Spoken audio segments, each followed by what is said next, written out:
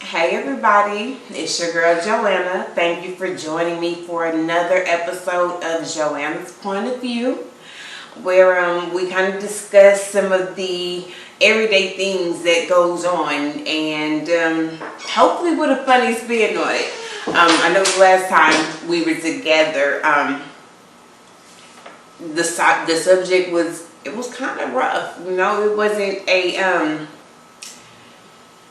a light subject. There wasn't a lot of humor to be found last week, but I'm hoping that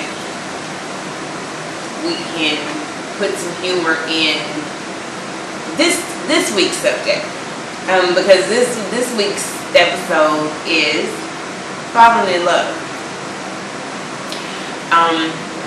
I don't know about y'all, but falling in love for me is not easy. It's not.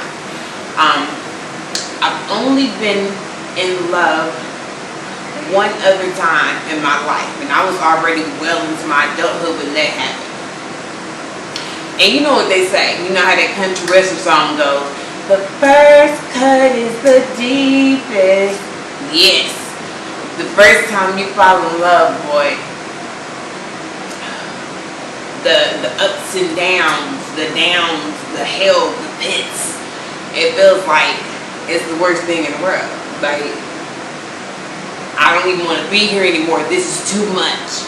You know what I mean? I remember it being to a point where I was praying to God, like, please make me stop loving this person. Make me stop loving this person. It didn't work. You know what I mean? Things like that it's kind of like a virus. You know what I mean? You just kind of got to ride it out and just let it do its thing until it, goes away or you become immune to it. And I think that's what had happened to me up until now. I think that, that situation, my first love situation, and the terrible, pitfalls of that relationship, it kind of shut my heart down for a long time. But I think I'm falling in love now, and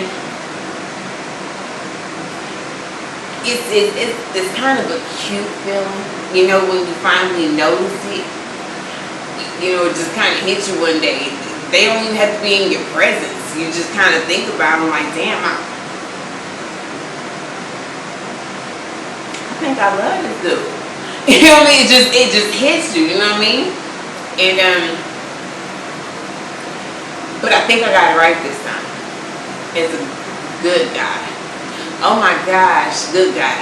When I tell you this man looks like he was chiseled with God's very hands and just wrapped in the dye of chocolate with drip. I start salivating just thinking about it. Hey boo, hey. But falling in love is a warm and happy feeling, but it can be a scary feeling if you experience it after you've had that great love and great heartbreak. You know what I mean? It's a thing that Shakespeare used to write about. It's a thing that novels and cheesy ass romantic movies were made of. You know what I mean? The first one destroys you, but that next one has the power to completely build you back up. Have you looking and talking and singing and doing things you've never done before, because you're a new person, because they breathe new life into you. But what about the warning signs? Because see, now you've already been through that one great love of your life, right? So you've been in that situation and you've seen how things can play out in different scenarios. So now you're in this new one and you realize, I might love this dude. So then, at that point, not before, but at that point, you start paying attention to all the things that you probably ignored up until then because you didn't give a fuck. Or maybe it's just me. But I'm just saying, things that I completely ignored once I started falling in love, those things became more pronounced. And I was scared. Whew, scared. Because I know how good love feels, how warm it is, and how you be feeling like a chocolate chip cookie on the inside, just warm and gooey and delicious. But then I also know when that shit goes bad and you feel like a burnt cookie, brittle and dry and broken on the inside.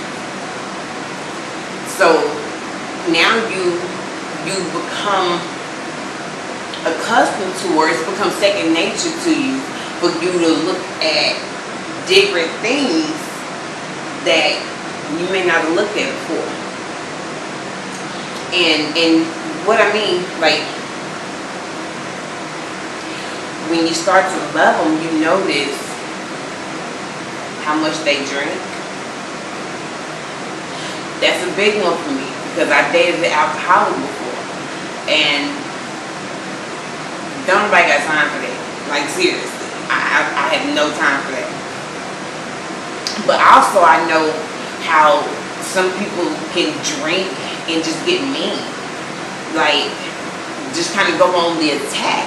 When I was like, shit, I always felt that when you drink it make you kind of mellow and chill out. But you know, some people go on the attack. My man does that. And even though, I will give him this, even though he's saying things to me that are true, and he's giving me direction that I need, when he's drunk, or not drunk, because I've never seen him drunk, but when he's feeling good, when he's tipsy, he loses his tact with his words. So everything just comes off sounding like an attack. Like, I can walk in a room and it's just, and I'm like, I just walked in the room. Hi, good morning. You know what I mean? Like, hi. It just comes at me. But when he's not drinking, he's the most tender and warm and loving and caring man. So I had to think to myself, how are you going to handle that? Because when he's good, he's great. Oh, he's great. And he has something that I have not seen in very many men.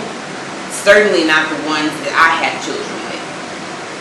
But he takes care of his kids and he loves his boys. And he's not on child support. It's not necessary because he takes care of his kids. He still has a good relationship with their mother. One that I'm not threatened by at all. Because I know my man. But when he drinks, he's just not nice.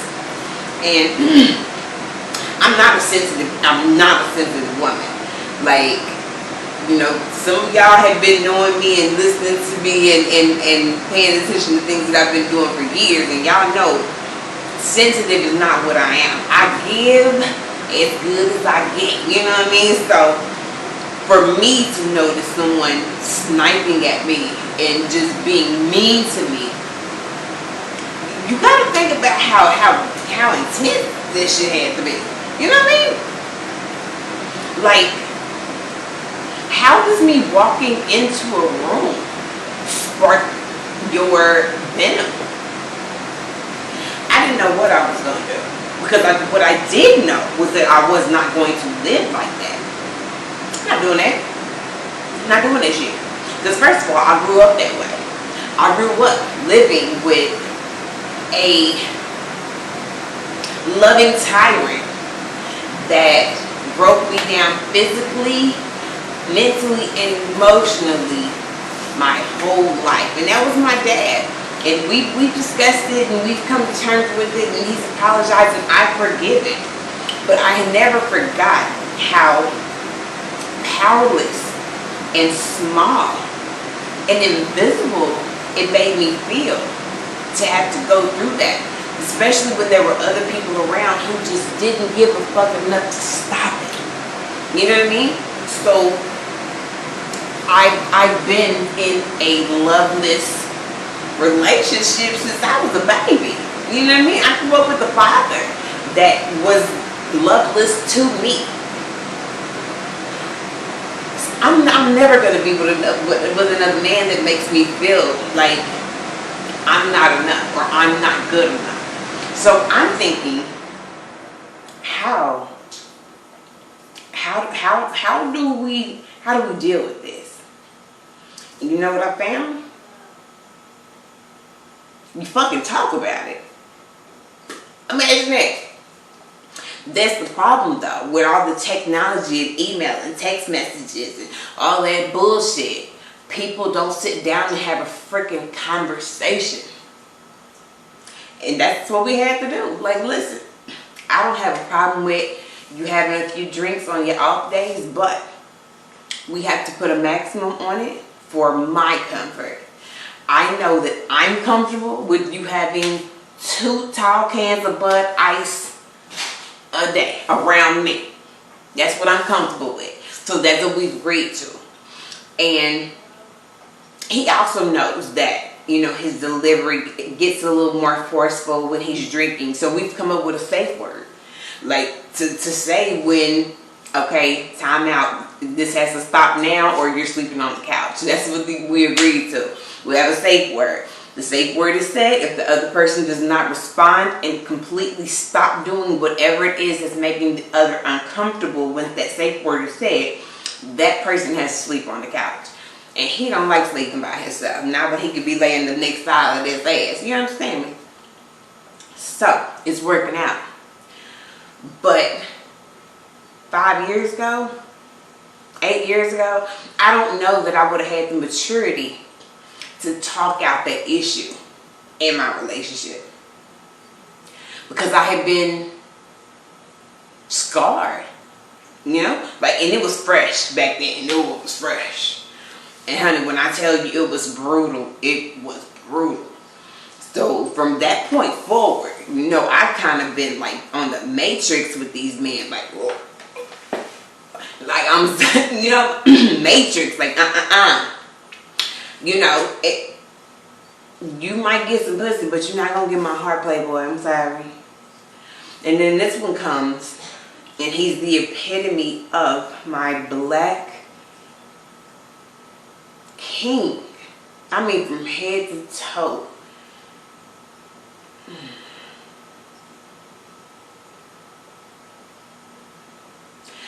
If I could have sculpted him from my memory of all the great kings of my past lives, that would have been it. That is what I would have come with. Do you know how scary that is?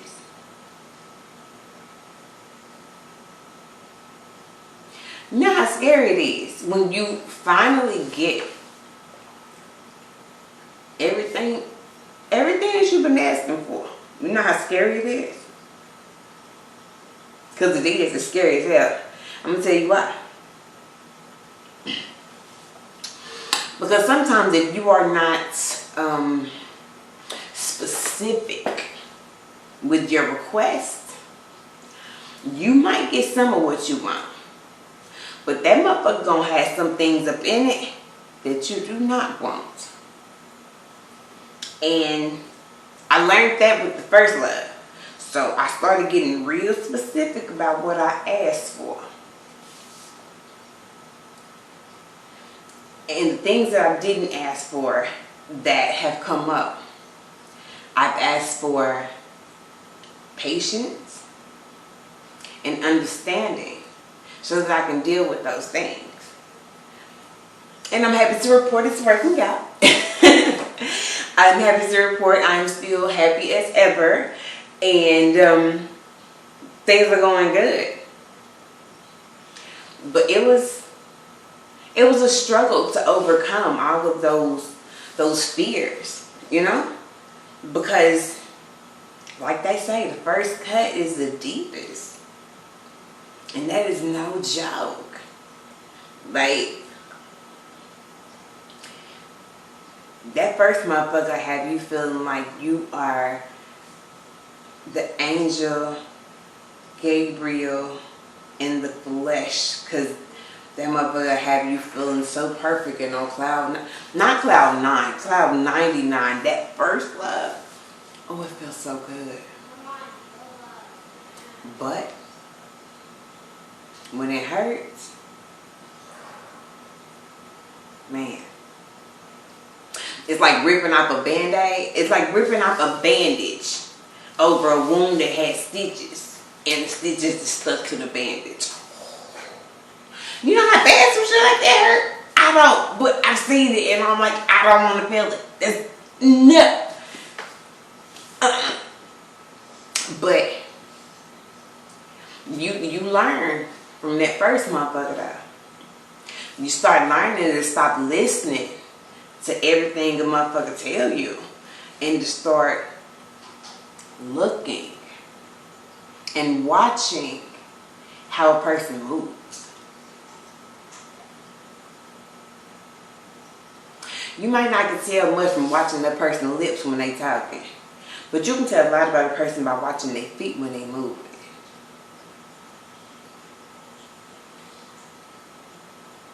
And mine looks good when he moves on them bow-legged ass.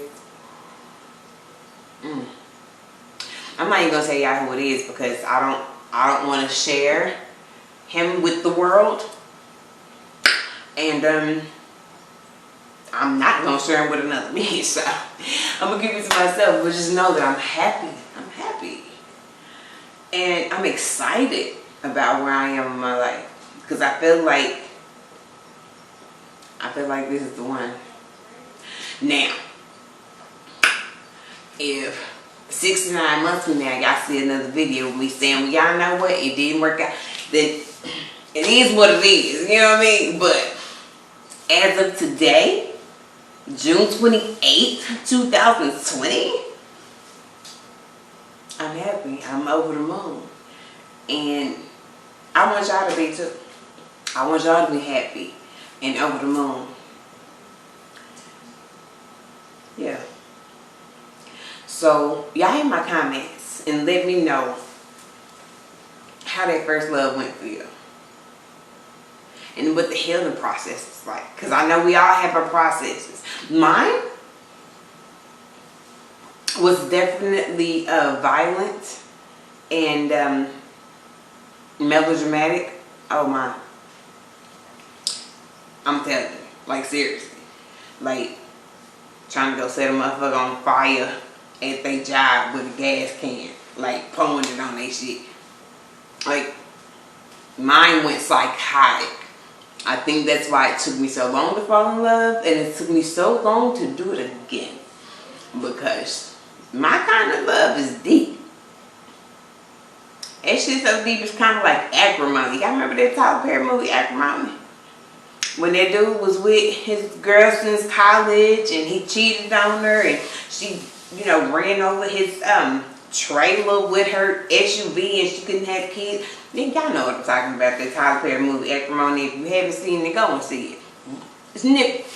I think they got it on the Roku channel and on Amazon Prime. So y'all go check that out. I love it. I mean, Tyler Perry and or any of the characters in that movie, I'm not paying me anything for this endorsement, but go watch that good movie, and then you'll understand what I mean by I couldn't afford to fall in love more than twice in my lifetime. And I'm very glad that it spaced it out to the way it was, so that I could grow and mature some more. You know what I mean? Because back then I was willing to put it all on the line for love. All of it. Everything. I was willing to put all of it on the line for a motherfucker that just kept showing me that he was not worth it. So now I found one that is. Situations are totally different. Personalities are totally different. This one isn't as laid back as that one. this one, has an opinion, and sometimes it can be forceful. But he gets his point across, and he does it without using his hands. And that's so important. Like, listen, we can go war of words if you want to. I'm a win because I'm a Sagittarius, and that's just what we do. Verbally, you don't want to joust with me. I'm serious. Like, I will get up under I will get to your soul verbally, going back and forth. Like, seriously. I'm the type of chick that would make a nigga hit you. Yeah. You know those kind of chicks that be like, be talking cash money shit, writing checks, and then whenever they ask got a cash, they're like, I can't believe he hit me. There's the kind of mouth I got. But it took me growing up and maturing and going through some things and seeing some things to realize that I ain't got time for that, to be honest. I'm real protective of my space and my energy and what I allow in it and who I allow in it. And I appreciate my solitude now. I appreciate being alone now. So if I'm going to allow a man to be in my space and to come into my space and move into my space and me and my children the way I have it set up and the way it's perfect for me now, you got to be a phenomenal man. You really do. Because I'm not one of those chicks that'll stay with you just because I don't want to be alone. No, I do want to be alone. I'm cool with it. Like, seriously, if I didn't have a vagina, I would never need another motherfucking life. But since I do have one, and I'm not going through menopause no time soon, no, but seriously, it's never been easy. But with age, I've learned that every disagreement doesn't have to be a fight. And I've learned that I would much rather fight with my partner against the problem. Whatever the problem is, I want to fight with my partner to solve the problem. I don't want to fight my partner as if they are the problem. You know what I mean? I'm older now. I'm 35. 35. You know what I mean? I don't have time for the bullshit no more. I just don't. Like, seriously. I probably got 30 more summers left on the earth. I'm not going to spend them arguing with you, sir. Nor am I going to spend it listening to you argue with yourself about me in front of me because I'm no longer listening to the word. I'm not dealing with that. I'm not walking around tense and feeling like a prisoner in my own home. And it's because I went through so much the first time that I've learned tools as I've grown and matured that have helped me maintain this time. And luckily, I'm also dealing with a black king who has himself been through shit and has now learned how to compromise and how to verbalize what's going on and work with me to solve the problem, not fight me as if I'm the problem. It's pretty dope. It's pretty dope. And it feels good to have somebody just text you in the middle of the night like, what you doing? I was just missing you. Because they can't lay next to you because they're off working. Yes, that's where my man is right now. He's off working. Him will be home tomorrow night. And then I won't be seeing y'all because I will be busy. And until next week. Nah, but this is my opinion about falling in love, fears about falling in love, and overcoming fears when love goes wrong.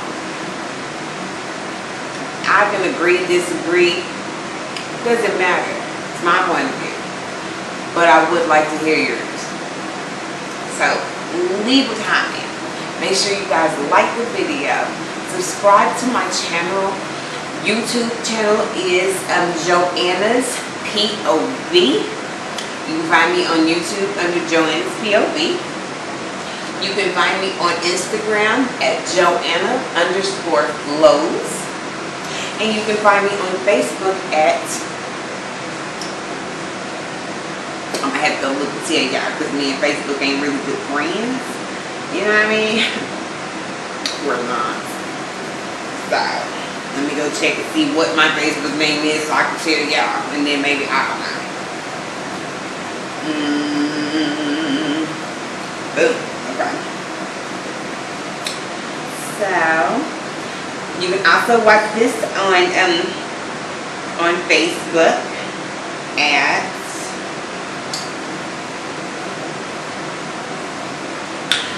Vanity, VANITY. JoAnna, JOANNA, Snowton, SNOWTON, dash Chavez, CHAVEZ. Y'all go and watch this on all of those platforms. Hit the subscribe button. Leave your comments. Show me some love. And I will be back next week with another episode of JoAnna's POV. Telling you how I see it. Bye, y'all.